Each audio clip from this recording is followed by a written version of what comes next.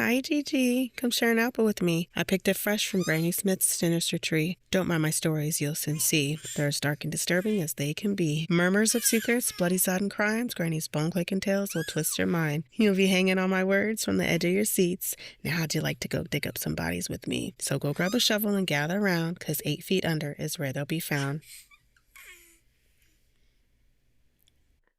This podcast contains detailed discussions of real-life crimes, which may include descriptions of violence, sensitive subject matter, and other potentially distressing content. Listener discretion is strongly advised. The material is intended for mature audiences only and may not be suitable for children or those who may find such topics triggering. Hey, friends. Welcome back to 8 Feet Under with Granny Smith. How's it going? Today is Monday, but you'll hear this on Friday, so happy freaking Friday. I just finished watching the Monster Ed Gein series. They outdo themselves with that series. All of them are just so good. The Dahmer, what was the other one? The Menendez brothers, and then the Gein one. And I heard that season 4 is supposed to be on Lizzie Borden. And yes, I have to say her name like that. I don't know why. Actually, I do know why. I think it's because the first time I heard about her was like on an old episode of NCIS, and the medical examiner, Donald Mallard, was singing the little nursery rhyme about her or whatever. So if you don't know who Lizzie Borden is, don't look her up because she's on my list and we'll get to her eventually. But in the meantime, you want to hear the little skip rope nursery rhyme they made about Lizzie Borden? Okay, here it goes. Lizzie Borden took an axe and gave her mother 40 whacks. When she saw what she had done, she gave her father 41. That was not a British accent. Don't know what that was, but I'm leaving it, not doing it again. So yeah, I really hope they do the 4th season on her because I think that will be really interesting. So I'm getting sidetracked already. Hope everybody's well. I've been getting a lot of really positive feedback and support with the whole podcasting, and I just want to say thank you to those that have been supporting me. I really didn't think, I don't know what I thought. I guess I was scared, but people seem to like it, so thank you again for the support. All right, no more distractions.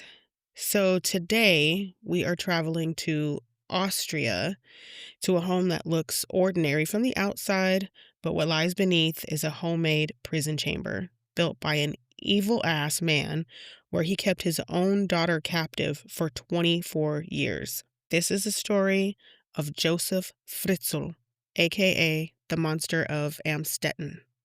Also, don't know if I'm saying that right or not. Amstetten, sure. Sources for today are an ABC News article from 2008, a BBC News article from 2008, an Associated Press article by Bradley Clapper from 2008, and the rest will be in the show notes.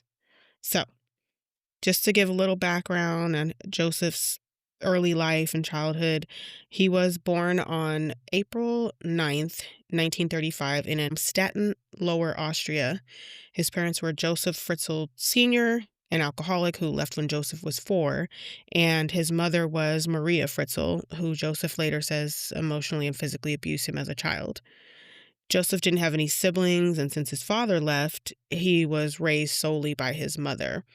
And his father was a soldier in World War II, and he wound up being killed in action in 1944. So, moving along. There's a class picture of Joseph from 1951 when he was 16, and he was described as a dark-haired, handsome young man with a very serious demeanor. Eric S. is an old classmate of Joseph's, and he says Joseph was, quote, slightly different, end quote, and that he had an unbecoming haircut. You already know to leave if this triggers you with the whole name thing. Johann Kreitler, I think I'm saying that right, was the director of the high school Joseph went to from 1947 to 1951, and he says that Joseph left the school when he was about 16 and then later on went to a vocational school. When Joseph was 21, he married Rosemarie in 1956.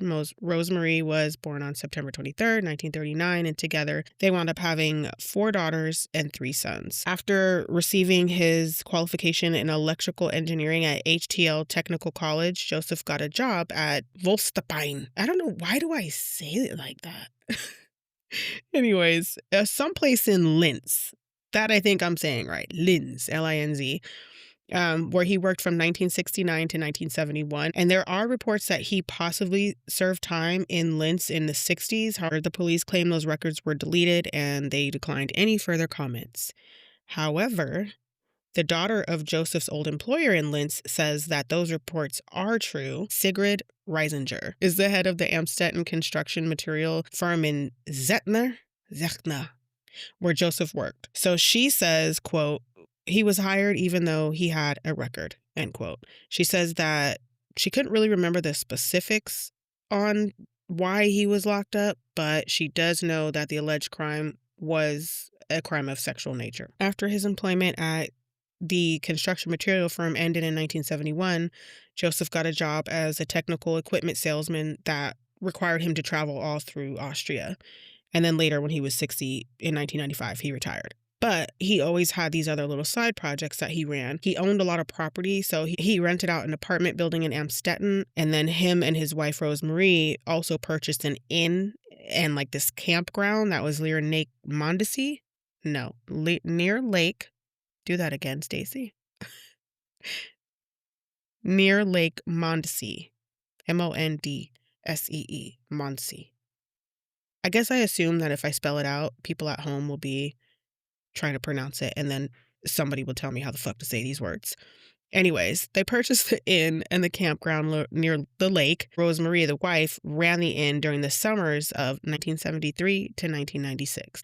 There were actually 2 fires reported at the inn. One was in 1974 and the other one was in 1982. Joseph was suspected of deliberately causing those fires, but he was never charged due to lack of evidence. Now, before we get into the main story, I'm just going to give you a little rundown of Joseph's criminal history. On August 17th of 1966, a 17-year-old girl by the name of Anna Neumeyer vanished on her way to Wells, which is 35 kilometers away from where Joseph worked at the time. And if you're not as smart as I am and can't calculate kilometers to miles, and without Google, it is 21.748 miles. And if that's wrong, I'm blaming Google because I did Google.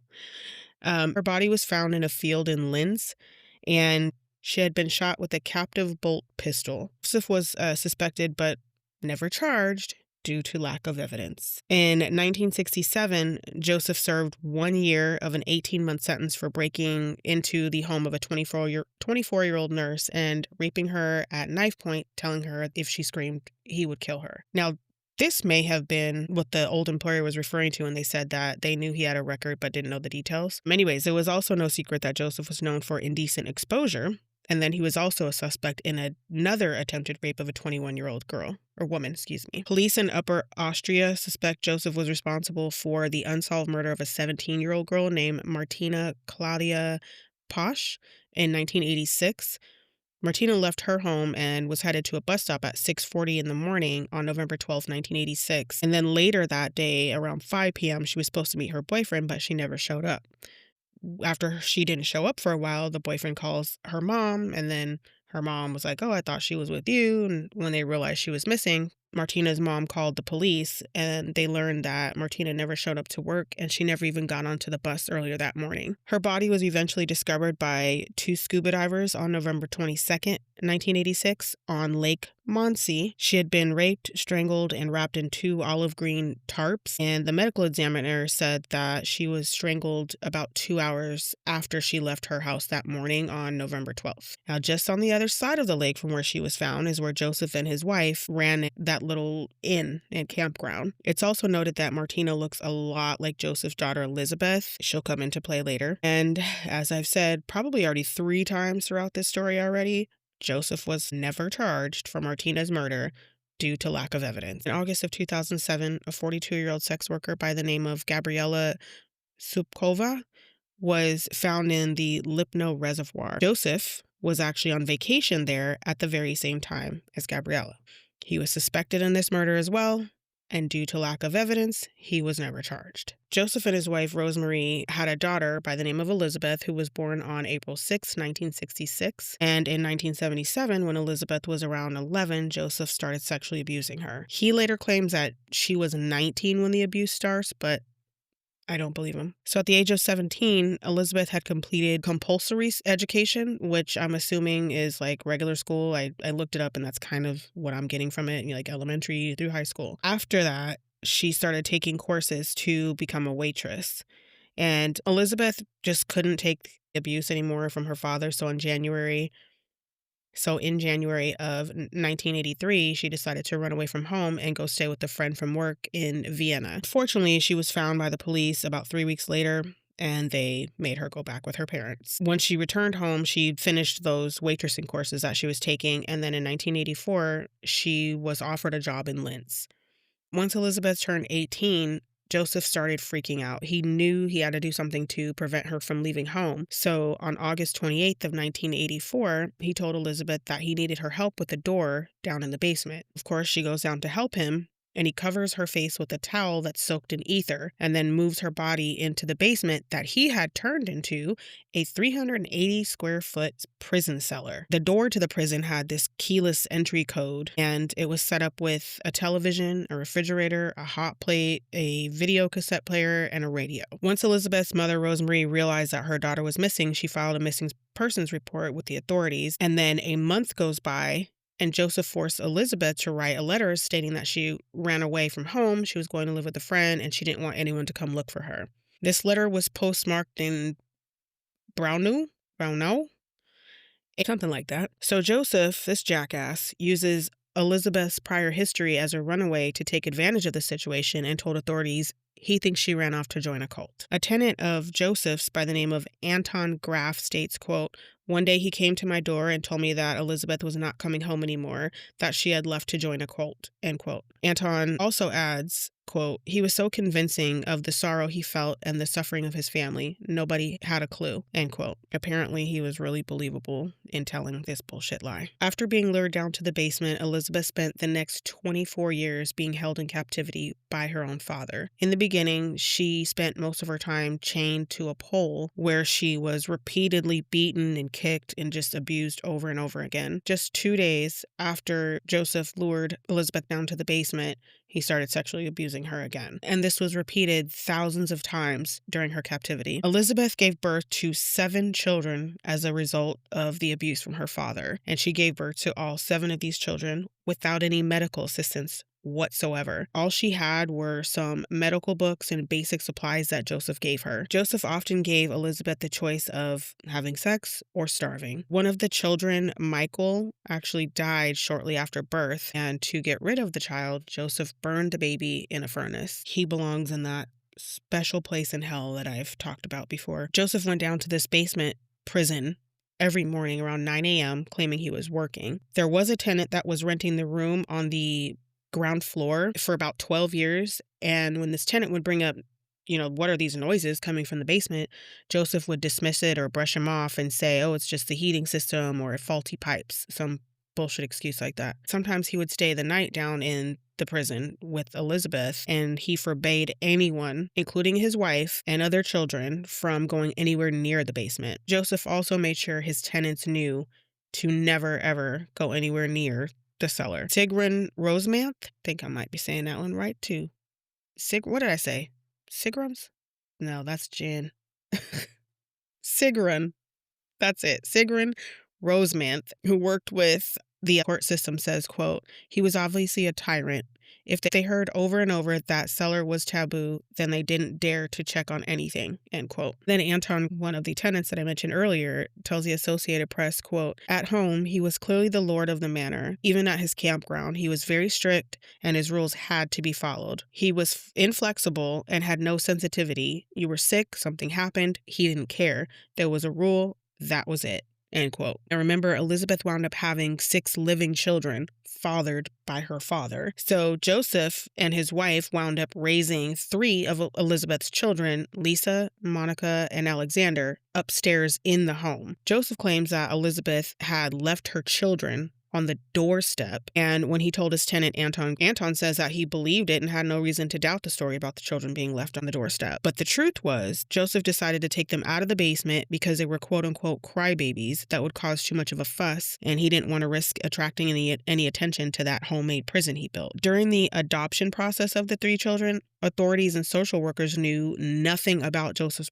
prior criminal history because Austria's law expunges records after 15 years. So he gave them the same bullshit story that he gave everybody else, was that Elizabeth had ran away, joined a cult, and only came back to abandon her children on his doorstep. Now, during this time, there were about 20 home visits from the social workers coming in to check on the kids. The head of Amstetten District Court, Josef Fritzl, states, quote, "There was no reason to suspect that something was wrong," end quote. Eventually, this little homemade prison became too small after the birth of Elizabeth's 4th child in 1994, so Josef forced Elizabeth and her children to dig soil with their own bare hands to expand the prison from 380 square feet to 590 square feet. Now, 3 of the children did remain down in the prison with Elizabeth, and they were Kirsten, Felix, and Stefan. She taught them to read and write and tried to give them as much of a normal life as she possibly could. But when Josef felt the need to punish them, he would stop bringing them food for days at a time and shut off all of the lights. And to prevent any attempts at an escape, he warned them that they would be gassed or electrocuted if they messed with the door or tried to escape in any other way. Kirsten, Elizabeth's oldest daughter, became extremely ill and eventually fell unconscious. Elizabeth begged Josef to get Kirsten medical attention, and finally, on April 19, 2008, Josef had Elizabeth help him carry Kirsten outside, and this was the first time that Elizabeth had seen the outside world in 24 years. After helping Josef carry Kirsten out, he forced Elizabeth back down into the prison, where she remained for another week. Upstairs, an ambulance took Kirsten to the hospital, where she was diagnosed with life-threatening kidney failure. Josef eventually came to the hospital a little while later, where he met with the doctor, Albert Reiter. He discussed Kirsten's condition with the doctor, and then he gives the doctor a note claiming it was written by Kirsten's mother. But thank God the hospital staff was suspicious of Josef's story, and then they contacted the police on April 21st. The police went public asking for Kirsten's mother to come forward and give them any information they may have about her medical history. This also prompted police to reopen Elizabeth's missing person case. Of course, good old Josef stuck to his bullshit story again about Elizabeth running away, joining a cult, all that nonsense. Then he magically appears with a letter that he gives the police that he claims was written more recently and postmarked from a town called Kemetten. That one. And that letter was dated January 2008. A church officer and cult expert named Manfred Wolfhart was asked by the authorities to examine the letters, and he says that he didn't believe the story about the cult that Josef claims Elizabeth joined. He also didn't believe that Elizabeth wrote the damn letters because of how they were written. They were clearly dictated. So naturally, Elizabeth wanted to be with her sick child, so she begged Josef to allow her to visit Kirsten in the hospital, and Josef finally agrees and allows Elizabeth to go to the hospital on April 26th, along with her 2 sons, Felix and Stefan. Thank God Dr. Ritter notifies police that the Fritzl family are there at the hospital. So the police come, they detain the family for questioning, but Elizabeth is terrified and hesitant to give any information to the police because she feared that she would be sent back with her father again. After they reassured her that she would never ever have to go back, she started to open up to them and spent hours giving them the details of her terrifying 24 years in captivity. Super trigger warning here for the next part. She explained to them how, in front of her children, her father would rape her and force her to reenact pornography that he made her watch. He makes me cringe. I don't even know the right words to even describe what I'm thinking about him. So finally, Josef was arrested, and police took Elizabeth, her kids, and her mom, Rosemarie, into protective care. The entire time, Rosemarie had no idea that her daughter was being held captive right underneath her. For 24 years, she thought that she had run away and was part of this cult, only coming by unnoticed to leave her children at the doorstep. Authorities also discovered that there was no supply of gas leading into the prison, so that was just Joseph's way of avoiding any attempts to escape. Elizabeth and her children were, of course, thoroughly checked out, got medical attention. They all were suffering from health issues such as rickets from the severe lack of vitamin D. DNA tests were run on all of the children, and on April 29th, it was confirmed that Joseph was in fact the biological father of his daughter's children. However, Joseph's slimy-ass lawyer, Rudolph Mayer, claims that the DNA test only proves that there was incest and does not prove that Elizabeth was ever raped or held against her will. I keep rolling my eyes. It just cannot be helped. Police believe that Joseph had plans to let Elizabeth and her children go by pretending that he found his daughter and rescued her from this so-called cult. And the reason they thought that was because Joseph had forced Elizabeth to write yet another letter saying that she wanted to come home, but, quote, it's not possible yet, end quote. So they think that he was just kind of setting up his story of explaining how his daughter and these other 3 children just magically appeared. The spokesman for the authorities says that they have at least 100 people to interview who had all been tenants of Joseph's over that 24 years that he had his daughter held captive. Elizabeth gives her testimony on July 11th, 2008, and Joseph was indicted on November 13th, where he faced charges for the death of the infant Michael, as well as kidnapping, incest, slavery, and false imprisonment. Now, for the death of Michael, he could face 10 years to life in prison, and then for the other charges, he faces an additional 25-year sentence. The slime bag says that everything between him and Elizabeth was consensual. He refers to this prison as a quote-unquote bunker where he spent time with Elizabeth and the children, bringing them toys, food, books, and flowers. He says, quote, "When I went into the bunker, I brought flowers for my daughter and books and toys for the children, and I watched adventure videos with them while Elizabeth was cooking our favorite dish, and we all sat around at the table and ate together." End quote. Joseph was described by others as a strict, manipulative dictator type. And when it came to how he treated his wife and family, he says, quote, "I am not the beast the media make me to be." End quote. Later, I hate this part. Okay. Later, he tells his lawyer he, quote, "always knew during the whole 24 years that what I was doing was not right, that I must have been crazy to do such a thing. Yet it became a normal occurrence to lead a second life in the basement of my house." End quote. Joseph claims that he became addicted to incest with his daughter and says, quote, "My drive to have sex with Elizabeth grew stronger and stronger." End quote. This guy, dude, I'm literally like clenching my hands right now. And I've read this story over and over again, but every time I reread certain parts, my blood boils. Joseph claims that he wanted a big family and says, quote, "I knew Elizabeth didn't want me to do what I did to her. I knew that I was hurting her. It was like an addiction. In reality, I wanted children with her." Now, regarding the delivery of the children, he says, quote, "Elizabeth was, of course, scared of the delivery." End quote. What the fuck? And sorry, but you say you want a big family. Let's remember, he had 7 children with his wife. Now, maybe it's just me, but I think 7 children is a big fucking family. So that can't be his excuse of why he did what he did to his daughter, because he wanted a big family. You had one, bro. You have half a football team already. Just, ugh. Anyways, moving on. He says that he had to keep Elizabeth prisoner because, quote, "she did not adhere to any rules anymore. That is why I had to do something. I had to create a place where I could keep Elizabeth by force if necessary, away from the outside world." End quote. Sorry if you heard all that screaming. My daughter is upstairs. I don't know what she's watching or what she's doing, but anyways. Joseph claims Elizabeth was a party girl, going to bars, drinking, smoking, and run away from home. Gee, I wonder fucking why. And he says, quote, "I tried to get her out of that swamp. I organized her an apprenticeship to become a wait." When Joseph's lawyer Meyer was asked what Joseph's plea was, he said, quote, "He made a confession, but I will speak to him about whether this is right or not." End quote. Meyer also mentions that Josef Fritzl shows no signs of remorse. He says, quote, "I can tell you that no sympathy is there at all. The print media and all the television in Austria write that he is a monster and no sympathy, nothing." End quote. Meyer also says Joseph is getting psychiatric care in prison and that he, quote, "looks very sad. It's like he's emotionally broken." End quote. Yeah, because he got caught. He looks sad. He's not sad about what he did to his daughter and his children/grandchildren. He's mad because he got caught.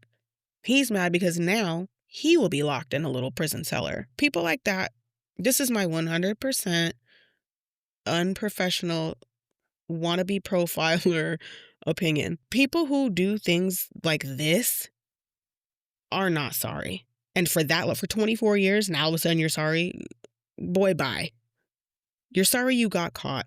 Something like that would not have changed. Had he not got caught, he probably still would have been doing it. I know they said that they think that he was going to let him go because of that letter and all that stuff, but I don't know. I don't know about that. And even if he did let her go, he wouldn't be sorry about what he did. He wouldn't be sad about the damage he caused mentally and physically and emotionally with his daughter and those children. So I'm not buying that shit. He has a fucking grandiose sense of self-worth. He sees himself as a god, as a ruler in this little world that he created underneath his home. Yeah, he was strict and manipulative and a dictator in the world above, but he didn't fully control everything, not 100%, but down in his homemade little hell, he controlled everything. When Elizabeth and the children ate or slept, if they had lights, he controlled every aspect of their lives. He was the god, he was the ruler, and that is why he's quote unquote broken. Not because of what he did, but because he can no longer do it. And this is just my opinion. So, my unprofessional opinion. I've said it 16 times. I'll say it again. People like that do not change. He is a psychopath. Full-blown definition of a psychopath. And you can't just wake up one day after 24 years of doing this type of thing and unpsychopath yourself and all of a sudden you have feelings and care. No, you don't give a fuck about what you did. You're upset because now you're in a box. Now you're being controlled. You don't have any say-so over your life or anyone else's. So I personally think he's full of shit with this whole looking sad, looking broken thing. He's just mad that he no longer rules the world that he created. So anyways, that little rant is over. Back to our regularly scheduled program. While Joseph was in prison for an earlier rape sentence, he apparently admitted that he wanted to hold his daughter hostage in order to contain his so-called evil side. And he says, quote, "I was born to rape, and I held myself back for a relatively long time. I could have behaved a lot worse than locking my daughter up," end quote. Yeah, sounds like he's really the type to be sorry afterwards. He blames the fucking Nazis for his violent behavior. He went on to explain his childhood experiences and how, he wasn't treated right, which, if that's true, of course no child should be treated that way. I am not in any way, shape, or form sympathizing or empathizing with the adult version of this jackass. I'm saying as a kid, going through all that is fucked up. But it does not excuse or justify growing up to be pure evil. Okay, that little rant is over as well. So when it comes to his mom, initially Joseph says she was, quote, "the best woman in the world, as strict as it was necessary," end quote. Then he comes out to say that he was actually terrified of his mother because she called him names like Satan. And he said, quote, "She used to beat me, hit me until I was lying in a pool of blood on the floor. It left me feeling totally humiliated and weak. My mother was a servant and she used to work hard all her life. I never had a kiss from her. I was never cuddled, although I wanted it. I wanted her to be good to me," end quote. He says his mother only had him to prove that she was capable of having children. Because back then, and I've heard this before, back then it's like, you find a husband, you have kids, you're a housewife type thing. And women who were unmarried or didn't have children or couldn't have children were like frowned upon. I forgot what the actual word for that is. I'll have to look it up and then I'll tell you on the next episode. Or somebody else use the Googs and then text me and tell me what it is. Anyway, apparently he refers to himself as his mother's quote unquote alibi child. So here, look, I can have a kid, but didn't actually really want him, didn't love him, didn't give a shit about him. Joseph's daughter Elizabeth was not the first person he held captive. After he got married and purchased his first home, his mother came and moved in with them. Then the tables turned, and it's reported that now Joseph's mother was terrified of him, and he wound up locking her in the attic for what newspapers say was up to 20 years until her death in 1980. So people wouldn't be suspicious of anything when the mother first disappeared. Joseph said she died. Adelheid Kostner is a forensic psychiatrist, diagnosed Joseph with, quote, "severe combined personality disorder," end quote, which also included borderline schizotype sexual disorder. He suggested Joseph receive psychiatric care for the rest of his life. So it seems like People who knew Joseph just in passing say that they witnessed none of what Joseph was really like. They knew him to be a happy, good-humored man who liked to drink and tell broady jokes, which, yes, I did have to look that up, kind of like inappropriate sexual jokes. A man named Paul H. says he went on vacation with Joseph twice in Thailand, and he showed a video of Joseph having a great time on the beach, just laughing, eating, getting a massage, just living it up. So Paul states, quote, "We sat out on the terrace and had a nice evening," end quote. Paul insists that he did not see the man that people claim was responsible for burning the body of his own deceased child. It did seem like, although he did come off kind of friendly to some people, he still remained under the radar, kind of appearing normal yet reserved and somewhat of a mystery. Those that worked with Joseph say that he was hardworking and managed to gain their respect. Antoine says, quote, "He expected a lot from others. He seemed to expect a lot from himself. Saturdays, Sundays, holidays, if work needed to be done, he did it," end quote. Joseph didn't really do much to be active in his community, but he was a member of a fishing club. And the club treasurer, Reinhard Kern, says Joseph paid his dues and, quote, "There were never any problems with him. Whether he actually went out fishing or not, how am I to know? Maybe it was an alibi," end quote. Other than that, the members of the fishing club say they really didn't know much about Joseph. Now, the mayor of Amstetten, Herbert Katzengruber, I don't know. I'm also balling a fist and like shaking it in the air when I say these things. I don't know why. Anyways, the mayor says that the city hall officials say that Joseph was controlling and manipulative. Herbert states, quote, "He was apparently very dominant with his family. He terrorized the family. The deplorable acts against the daughter were not the only violence. There was also permanent pressure put on the family over the years." In the end, in March of 2009, Josef Fritzl pled guilty to incest, rape, false imprisonment, enslavement, negligent homicide of the infant Michael, and coercion. He spent the first 15 years in a psychiatric unit of the prison, and then he was transferred over to the normal prison in 2024. This waste of space applied for full release from prison, but was denied this month, October of 2025. Thank God, because what the fuck? You should be under the prison. He should be buried under the prison. Anyway, after their rescue, Elizabeth and her children received medical and psychiatric care. Since they had spent so much time in the prison, the doctors had to place a container outside in case they became overwhelmed by daylight or any aspects of the outside world. After being released from the psychiatric care, Elizabeth and her children are now living in an unknown location with new identities, and she actually wound up marrying her bodyguard, Thomas Wagner, in 2019. He had been assigned to protect her and the children after their escape from Joseph's prison. So I just wanted to end that on a positive note because it's reported that her and Thomas have a really good relationship and they're really happy and her and the children are doing well. So that, my friends, is the story of Josef Fritzl, the monster of Amstetten.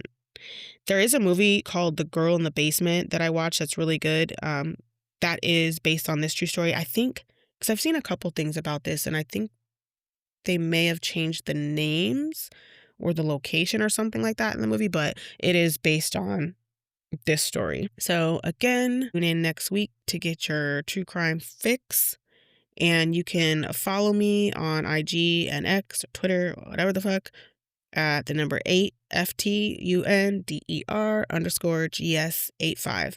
If you have any story suggestions or a little story you want me to read, feel free to DM me. I am still working on a Facebook, but they keep telling me I'm not following community guidelines, and I don't fucking understand why or how. All I do is put my name, my date of birth, my gender, my email address, and then I do the little enter the code you see on the screen thing. Then I do the little, are you a human? So take a selfie, whatever the hell. And then it just tells me that I'm denied and I'm not following community guidelines. So I don't know.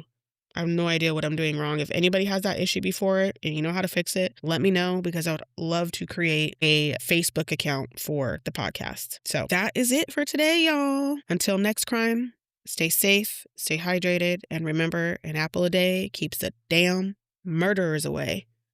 Toodles.